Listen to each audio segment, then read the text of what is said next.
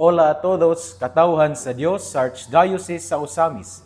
Sa ngalan sa atong talahuron nga Arsobispo, si Archbishop Martin Sarmiento Khumuwadidi, ug sa kahupungan sa tibuok kaparian dinhi sa lokal nga simbahan sa Osamis, kininausab si Reverend Father Eman Pujutan ang maghatod kaninyo sa atong mga pagpamalandong bahin sa Ebanghelyo karong adlaw. Mga igsoon ko diyan ni Kristo, adlaw karon nga Sabado, Hunyo 7 sa tuig 2026 ug ana na kita sa Sabado sa ikasiyam nga semana sulod sa ordinaryong panahon sa liturhikanhong kalendaryo sa atuang simbahan.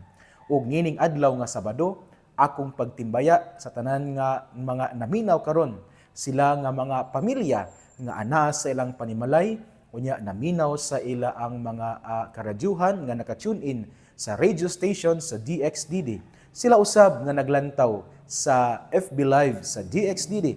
Ug sa tanan kung asa kining sibya nato maabot, maayong adlaw kaninyong tanan. Ako usab nga pagtimbaya sa tanan nga mga tricycle driver, sa mga sikad-sikad driver, sa mga driver sa tanan nga mga sakyanan, sila nga nagbiyahe karon nga naka-tune in, mag-amping sa pagbiyahe. Ako usab nga pagtimbaya sa tanan nga mga barbero nga naminaw karon nining ato ang pamalandong sa Ebanghelyo.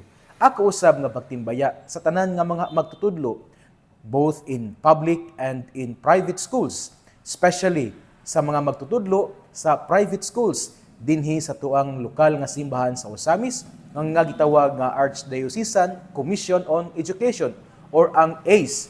Tungod kay karong umaabot nga Lunes, Hunyo 8, mao naman ang pagbukas o pagsugod sa mga eskwela or sa klase sa elementary or sa basic department sa atuang ACE schools. Especially usab nga pag-greetings sa tanan nga pamilya nga sakop sa St. Vincent High School of Bonifacio Incorporated. Ako usab nga pagtimbaya sa tanan nato nga mga government leaders, especially dinhi sa atuang sa atuang probinsya sa Misamis Occidental, sa atuang gobernador si Attorney Henry S. Waminal, sa atuang vice gobernador si Honorable Weng Gutierrez, sa tanan nga mga sangguniang panalawigan. Ilab na gayud ang board member nga taga Bonifacio nga mao si Honorable Jerry Quizon. Ako usab nga pagtimbaya sa tanan nga mga mayores, vice mayores, mga konsehalis sa lungsod, mga kapitanes, tanan nga nangalagad diha sa lokal nga panggamhanan. Labi na gayud sa amuang mayor dinhi sa Bonifacio, si Honorable Ricky Bulahan, sa amuang vice mayor si Honorable Fe Manzo, ug sa tanan nga mga konsehalis. Mayong adlaw kaninyong tanan. Ako usab di ay no nga pagtimbaya sa tanan nga taga Aluran, sakop sa parokya ni Senyor San Mateo sa lungsod sa Aluran. Sanglit ni adtong adlaw nga Miyerkules, Huwebes, Hunyo 4, 2026, mao ang ikaduhang adlaw sa Novena Misa alang sa paghandom sa ikawalo nga anibersaryo sa solemn dedication sa Parish Church ni Senyor San Mateo diya sa lungsod sa Aluran. Ako ang maong ang nangulo sa ikaduha nga Novena Misa. Salamat sa Padre Cura, si Reverendo Padre Edgardo Ponce sa imbitasyon. Salamat sa tanang taga-Aluran nga ning simba. Salamat ug dalaygon gayud ang Ginoo. Ug ngining adlaw nga Sabado mga igsuon, ang atuang ebanghelyo atong pagakutluon sumala sa ebanghelyo ni San Marcos. Ang dakong panon sa mga tawo malipayon nga namati kang Hesus. Ug sa iyang pagtudlo kanila si Hesus miingon, pagbantay kamo sa mga magtutudlo sa balaod nga gustong magsuroy-suroy nga magsulob og mga bisting tag-as ug buot nga yukbuan sulod sa mga merkado, nga nagpili sa mga lingkuranan nga linain sulod sa mga sinaguga ug sa mga dapit nga labing maayo sa mga kumbira.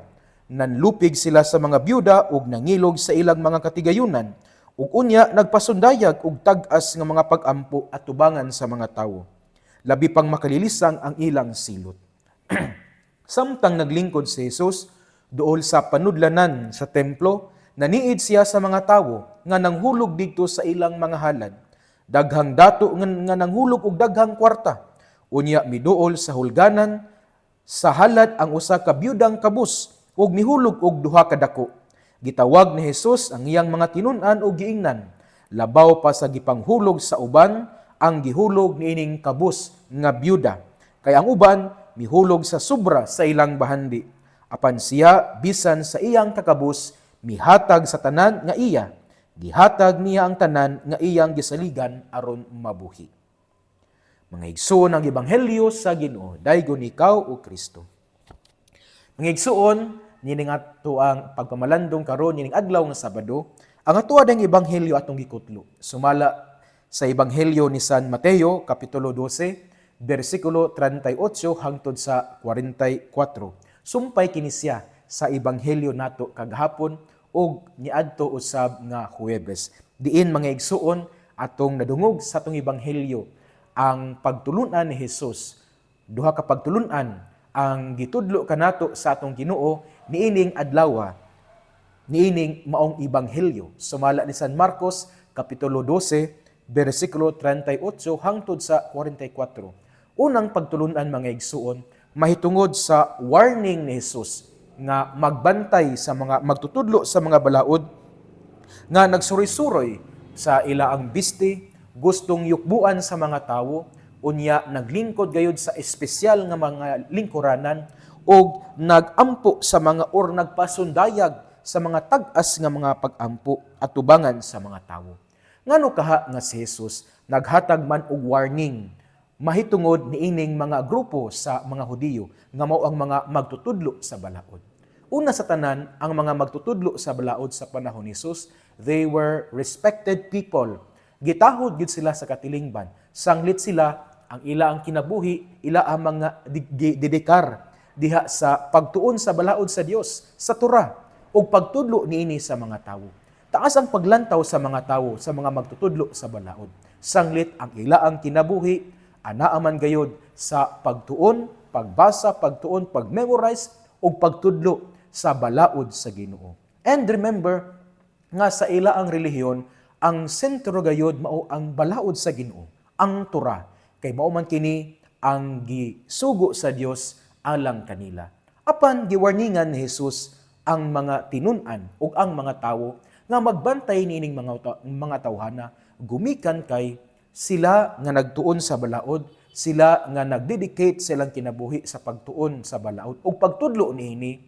Nahimo noon sila nga babag aron ang mga tawo mahinagbo gayud nila ang Ginoo. Kay nganuman gumikan kay ang ila ang pag-apply or pagsunod sa balaod istrikto kaayo. There is no room for grace sa ila ang pagsunod sa balaod. Meaning to say nga walay gahom ang grasya or walay luna ang grasya nga muhikap sa kasing-kasing sa tawo. Kay alang kanilang ang atong buhaton ug ato nang maangkon ang panalangin sa Ginoo. Nahimo sila nga istrikto sa ilang aplikasyon sa balaod. Nahimo silang istrikto kaayo diya sa pagsunod sa balaod. Dili pwede nga masayop, dili pwedeng makasala, dili pwedeng magbuhat og sukwahi sa balaod. Kaya kung imo nang buhaton or ikaw makasupak sa balaod, naa kay dako kaayo nga silot gikan kanila o gikan sa Dios. For example, ani mga igsuon, kabantay mo ni adto bitaw ang mga tinun-an ni Hesus nga nangaon nga walay hugas, nga wala nang hugas sa kamot, ug ang mga tinun-an ni Hesus nga gipanggutom apan sa adlawng Domingo nanguha sila sa mga trigo didto sa dalan kay ilang gipangkaon, or maski na nga si Jesus mismo nga nag-ayo sa adlaw ipapahulay katusok wahi sa balaod sa ilaang pagtulunan sa mga Hudiyo ug ilaang gi-criticize si Jesus, ilaang gihukman si Jesus nga nakasala apan wala niya lagi lantaw unsay rason or unsay mas bugat pa sa pagtulunan sa balaod sa Dios, nga ang balaod sa Dios ang tumong niini mao manggayud ang kaluwasan sa tawo. Katong masakiton nga giayo ni Jesus, giluwas ni Jesus diha sa iyang pagkamasakiton. Apan kini wala nakita sa mga magtutudlo sa balaod tungod kay ang ila ang gi-focus mao raman ang pagsunod, istriktong pagsunod sa mga balaod sa Dios. Ug kini mga igsuon nga unang pagtulunan Jesus nagtudlo diay kanato mga igsuon nga sa atong kinabuhi na ay mga balaod nga atong sundon, mga balaod sa Dios. Apan sa atong pagsunod sa balaod sa Dios, kinahanglan nato ang grasya sa Ginoo. We need the grace of God in order for us to follow this law. Dili kita magsalig sa atong kaugalingon lamang nga kanabitawong kakayahan o sa atong kaugalingon nga kusog. Dili kita magsalig sa atoang kapasidad. Dili kita magsalig sa tuang kahibalo. Dili kita magsalig sa unsay nakab-ot nato sa atong kinabuhi. We need the grace of God in order to follow His commandments. Meaning to say, mga igsuon, kung kita nga nagkinahanglan sa grasya sa Ginoo, dili kita mahimong istrikto kaayo sa pagsunod sa balaod sa Dios. Dili kinahanglan nga kita hukman nato ang uban nga nakasupak sa balaod sa Dios. Yes, ang Dios mohukom, kita usab na ay mga reglamentos nga pagabuhaton. Apan kani wala nagpasabot nga kita mahimong istrikto mahitungod kanila. Kini wala nagpasabot nga hukman dayon nato sila. Mao nang giwarningan ni Jesus ang mga tinun-an mahitungod sa mga magtutudlo sa balaod. Kay wala sila nahimong tulay aron mahinagbo sa mga tawo ang Ginoo. Nahimo noon silang babag aron babag nga makapugong sa mga tawo sa pagsinati sa presensya sa Dios. We need the grace of God aron kita mahimong tulay aron mahinagbo sa mga tawo ang atong Ginoo. Kung kita sa tuang pagtuman sa balaod, nahimo kitang babag nan atong pamalandungan, kay kini dili man siya subay sa kabubuton sa Dios. Kung kita sa tong pagtuman sa balaod, nahimo kitang mahukmanon, nahimo kitang self-righteous, nahimo kitang feeling nga kita ang perpekto sa kalibutan, nan atong pamalandungan. Kay kini siya, sukwahi siya sa unsay gitudlo sa atong Ginoo. Remember mga igsuon, we need the grace of God we need the grace of God in following His commandments so that we might become bridges where people can pass through and encounter the risen Lord. Ikaduhang nga pagtulunan mga igsuon, mahitungod ni ining byuda nga naghalad sa unsay anaan niya tanan digto sa halaran sa templo. Kini nagtudlo kanato nga ang pagkamanggihatagon di ay is not about the quantity of the gifts we give, but it is about the quality of the gift we give. Meaning to say, it is not about how much the quantity, but how much love we put in it. Sa gugma nga atong gihalad. Meaning to say, mga igsuon, nga kita mutabang, kita muhalad. Wala nagpasabot nga kinahanglan gayud nga mao kini siya nga amount. Yes, of course, naatay mga sigon usab sa atong kapasidad. But it doesn't mean nga kung dako ang atong gitabang, manggihatago na ta. Because generosity, please remember this, generosity is not about the pocket, but it is about the heart. Ang essence sa generosity is not about the size of our pocket, but it is about the size of our heart. Again, generosity is not about our pockets. It is about our hearts. Og mao kini ang gipakita sa byuda sa ebanghelyo. No wonder why ang byuda nga ninghatag sa gamay pero mao kini ang iyaa nga mahatag ni adto gikahimutan sa Dios kaysa sa mga dato nga naghatag og dagko. Kay ang mga dato ninghatag lamang sigon sa sobra, but the woman, the widow, sa iyaang kakabus, sa iyaang pagkabyuda, ninghatag kung unsay anaa niya tanan ngadto sa halaran sa templo.